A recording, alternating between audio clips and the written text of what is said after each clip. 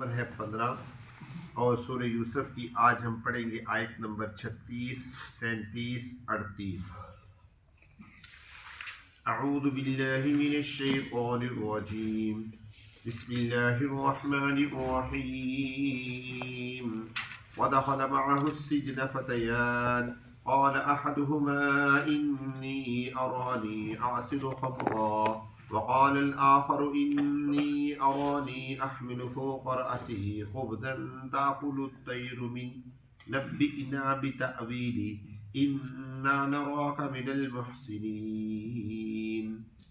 اللہ رب العزت ارشاد فرما رہے ہیں وَدَخَلَ مَعَهُ السِّجْنَ فَتَيَّانِ، اور داخل ہوئے یوسف علیہ السلام کے ساتھ جیل میں دو نوجوان۔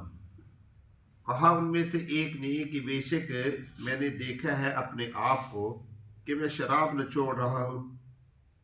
وقال الآخر، اور دوسرے نے کہا کہ بے شک میں اٹھا رہا ہوں اپنے سر پر روٹیاں، تاکل الطیر منہ، پرندے اس سے کھا رہے ہیں۔ نبئنا بتأویلی، خبر دے دیجئے ہم کو اس کی تعویل کے بارے میں۔ انا نراک من المحسنین، بے شک ہم آپ کو دیکھتے ہیں محسنین، اچھے لوگوں میں سے۔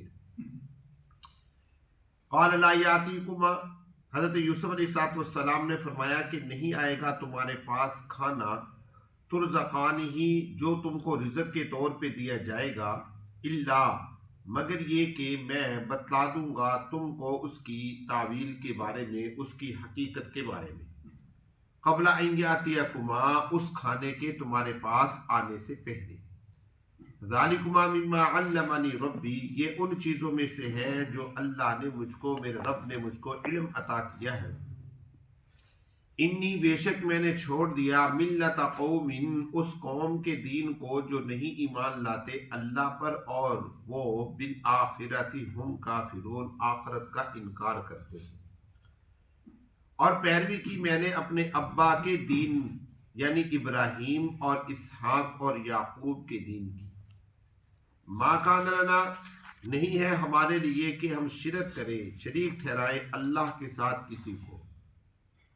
ذالک من فضل اللہ علینا، یہ اللہ کا فضل ہے ہم پر اور لوگوں پر، اور لیکن لوگوں میں سے اکثر لا یشکرون، شکر نہیں کرتے۔ دوستو، یہ تھا حضرت یوسف علیہ السلام کا جیل میں جانے کا آغاز۔ حضرت یوسف علیہ السلام جب جیل میں گئے تو یوسف علیہ السلام کے ساتھ دو نوجوان اور جیل میں گئے۔ ان میں سے ایک ولید بن ریان، جو اس وقت کا وزیر اعظم تھا، اس کا خباز تھا۔ خباز کا مطلب یہ ہے کہ اس کے لیے کھانا بنایا کرتا تھا، اور پھر مزے کی بات یہ ہے کہ اپنے ہاتھوں سے کھانا پروسا بھی کرتا تھا اور دسترخوان پر لگایا بھی کرتا تھا، کھلایا بھی کرتا تھا۔ اور دوسرا جو تھا یہ ولید بن ریان کا ساقی تھا، یعنی ولید بن ریان کے لیے مشروبات تیار کیا کرتا تھا۔ ان دنوں میں ولید بن ریان کے خلاف بغاوت ہوئی اور لوگوں نے ولید بن ریان کو مارنے کی سازش کی، اور مارنے کے لیے ان دو لوگوں کو استعمال کیا، ایک یہ خباز روٹی بنانے والے کو، اور دوسرا ساقی جو مشروبات بناتا تھا اس کو استعمال کیا، اور ان کو پیسے دیے کہ تم کھانے میں اور مشروبات میں زہر ملا دینا اور زہر ملا کر بادشاہ کو مار دینا۔ جو ساقی تھا اس نے رشوت لینے سے انکار کر دیا، خباز نے رشوت لی اور کھانے میں زہر ملا دیا۔ جب بادشاہ کے سامنے دونوں پیش ہوئے تو ساقی نے بادشاہ سے کہا کہ بادشاہ سلامت، یہ کھانا نہ کھائیے گا، اس کے اندر زہر ہے۔ خباز نے بھی کہہ دیا کہ آپ نے یہ پانی نہیں پینا، اس میں شراب ہے، اس میں زہر ہے۔ اچھا، پتہ نہیں تھا اس کو کیونکہ آمنے سامنے تو تھے نہیں۔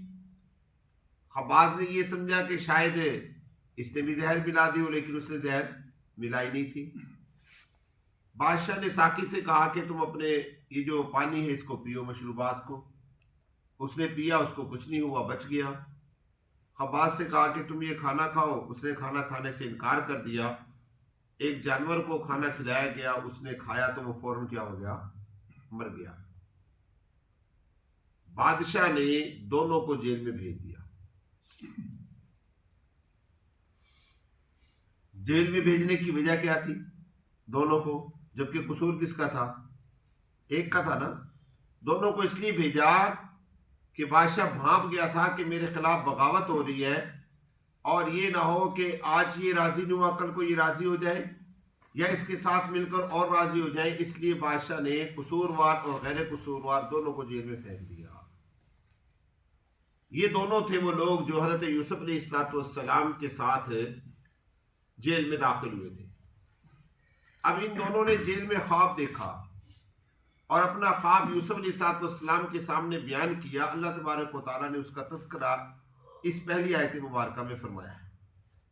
خواب کیا دیکھتے ہیں؟ جو شراب بنانے والا تھا، یعنی کہ شراب سے مراد یہ ہمارے ہاں اردو میں شراب کا لفظ بولا جاتا ہے، عربی میں اس کو خمر کہتے ہیں۔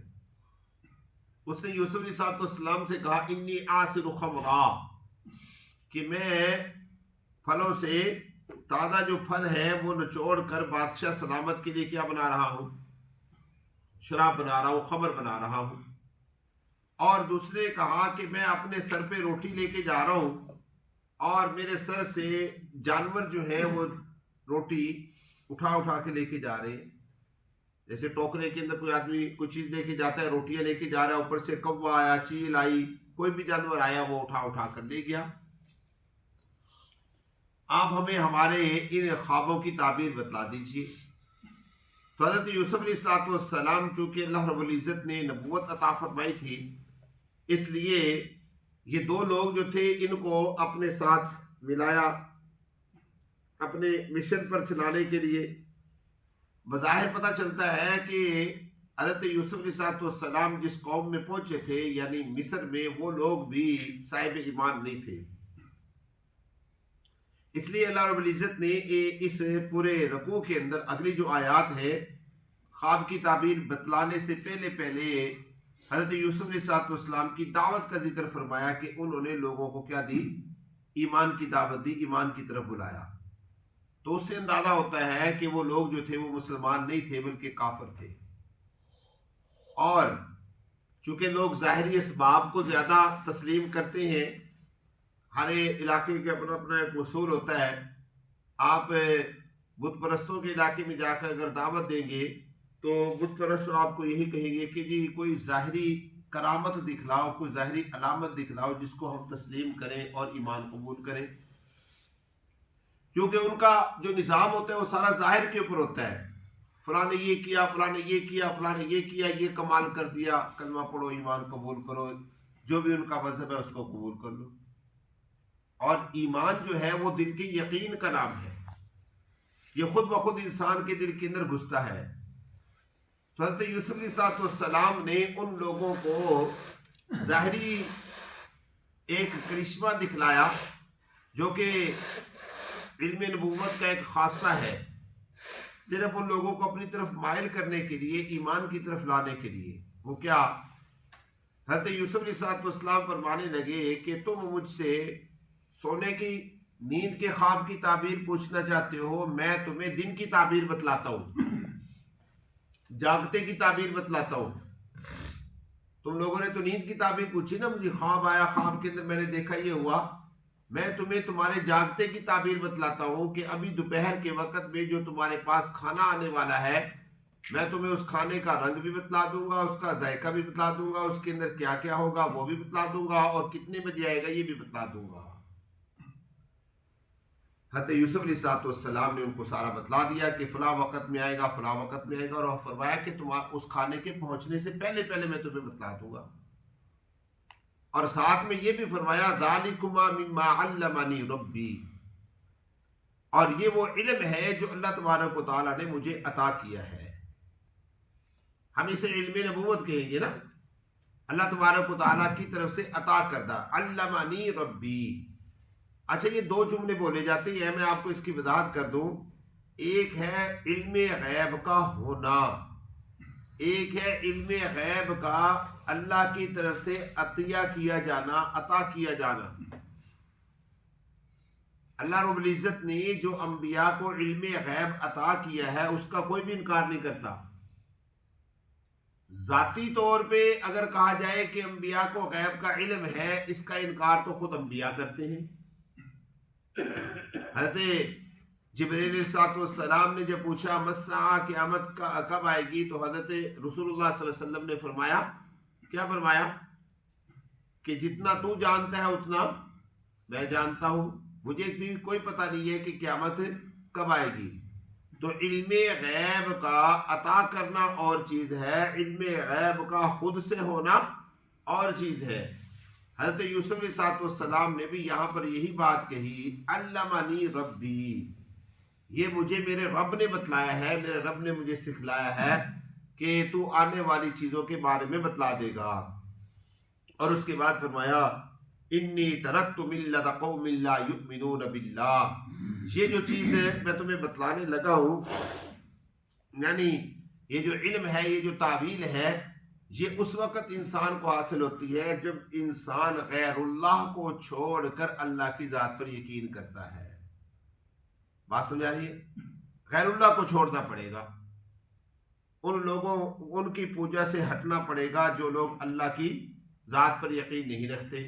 اور میں نے بھی یہی کام کیا کہ میں نے اس قوم کے دین کو چھوڑ دیا جو اللہ اور آخرت کے اوپر یقین نہیں کرتے، اور میں نے اتباع کی اپنے آباء و اجداد کے دین کی،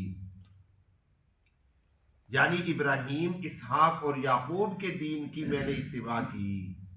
اور یہ لوگ شرک نہیں کیا کرتے تھے، اس لیے ہم بھی شرک نہیں کرتے، ہم بھی ایک اللہ وحدہ لا شریک کو مانتے ہیں۔ اور یہ اللہ کی ذات پر یقین کرنا اور ایمان لانا، ایک اللہ وحدہ لا شریک کو ماننا، یہ اللہ کا فضل ہے۔ ذالک من فضل اللہ۔ دوستو یہاں پر ایک حدیث مبارکہ میں آپ کو سناتا ہوں۔ رسول اللہ صلی اللہ علیہ وسلم نے کیا ارشاد فرمایا، یولد الولد علی فطرت الاسلام، کہ بیٹا جو ہے وہ فطرت اسلام پر پیدا ہوتا ہے۔ دنیا میں جتنے بھی بچے آتے ہیں وہ سارے کے سارے کیا ہوتے ہیں؟ مسلمان ہوتے ہیں۔ پھر اللہ کے نبی نے فرمایا فَأَبَوَاهُ يُحَوِّدَانِهِ أَوْ يُنَصِّرَانِهِ أَوْ يُمَجِّسَانِهِ، اس کے ماں باپ اس کو یہودی بنا دیتے ہیں یا عیسائی بنا دیتے ہیں یا مجوسی بنا دیتے ہیں۔ اللہ کا کتنا فضل اور کتنا کرم ہے کہ ہمیں اللہ رب العزت نے یہودیوں کے گھر میں پیدا نہیں کیا ورنہ آج ہم یہودی ہوتے، عیسائیوں کے گھر میں پیدا نہیں کیا ورنہ آج ہم کیا ہوتے؟ عیسائی ہوتے۔ اللہ نے ہمیں مسلمانوں کے گھروں میں پیدا کیا، یہ اللہ کا خاص فضل ہے کہ ہم مسلمان ہیں۔ ذالک من فضل اللہ، یہ اللہ کا فضل ہے۔ ولیکن اکثر الناس لا یشکرون، لیکن اکثر لوگ شکر ادا نہیں کرتے۔ شکر ادا کیوں نہیں کرتے؟ مسلمان پیدا ہونا یہ میرا کمال نہیں ہے، مسلمان پیدا ہونا یہ میرا کمال نہیں ہے، مسلمان پیدا ہونا، پیدا کرنا یہ سنے اللہ کا کمال ہے، لیکن پیدا ہونے کے بعد مسلمان بننا یہ میرا کمال ہے۔ بات نہیں سمجھے؟ مسلمان پیدا ہونے کے بعد پھر مسلمان رہنا اور مسلمان بننا یہ میرا کمال ہے کہ ہم اپنی محنت کر کے کتنا اپنے آپ کو مسلمان بنا سکتے ہیں، کتنا مسلمان رہ سکتے ہیں۔ اللہ فرماتے ہیں ذالک من فضل اللہ، تمہیں مسلمان پیدا کرنا یہ میرا فضل ہے، اور تمہارا مسلمان رہنا یہ تمہاری طرف سے میرا شکر ہے۔ اگر تم مسلمان رہو گے تو تم شکر ادا کر سکو گے، ورنہ نہیں ادا کر سکو گے۔ اس لیے اللہ فرماتے ہیں ولیکن اکثر الناس لا یشکرون، لیکن اکثر لوگ شکر نہیں کرتے۔ کتنی دنیا میں دوستو مسلمان اپنے آپ کو کہتی ہے مسلمان ہے، کلمہ پڑھتے ہیں، لیکن مسلمانوں والے عادات ہی نہیں ہے، مسلمانوں والے معاملات ہی نہیں ہے، مسلمانوں والا رہن سہن ہی نہیں ہے، طور طریقے رہن سہن سارے یہود اور ہنود اور نصارہ والے ہیں۔ اور رسول اللہ صلی اللہ علیہ وسلم نے واضح فرمایا کہ جو آدمی تشبہ اختیار کرتا ہے وہ آدمی انہی لوگوں کے ساتھ اٹھایا جاتا ہے۔ اب ذرا دیکھیے ترجمہ دوبارہ اس کا۔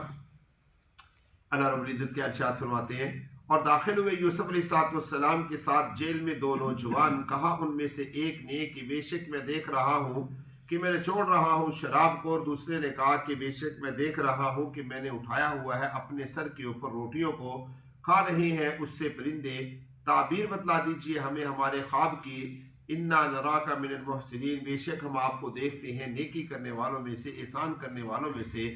تو حضرت یوسف علیہ السلام نے فرمایا کہ نہیں آئے گا تمہارے پاس کھانا جو تم کو دیا جائے گا، الا نبأتکما، مگر یہ کہ میں اس کی تعبیر، اس کی حقیقت تمہیں بتلا دوں گا اس کے آنے سے پہلے، اور یہ ان چیزوں میں سے ہے جو اللہ نے مجھ کو، میرے رب نے مجھ کو علم عطا کیا، بے شک میں نے چھوڑ دیا اس قوم کی ملت کو، اس قوم کے دین کو جو ایمان نہیں لاتے اللہ پر اور وہ آخرت کا انکار کرتے ہیں، اور پیروی کی میں نے اپنے آباء و اجداد کے دین یعنی ابراہیم اور اسحاق اور یعقوب کے دین کی، ما کان لنا، نہیں ہے ہمارے لیے کہ ہم شرک کریں اللہ کے ساتھ، شریک ٹھہرائے اللہ کے ساتھ کسی بھی چیز کو، یہ اللہ کا فضل ہے ہم پر، لیکن اکثر لوگ اور لوگوں پر، لیکن اکثر لوگ شکر نہیں کرتے۔ آگے میرے دوستو حضرت یوسف علیہ السلام نے اوریجنل دعوت دی ان لوگوں کو اللہ کی توحید کی طرف، یہ انشاءاللہ کل کی مجلس میں عرض کریں گے۔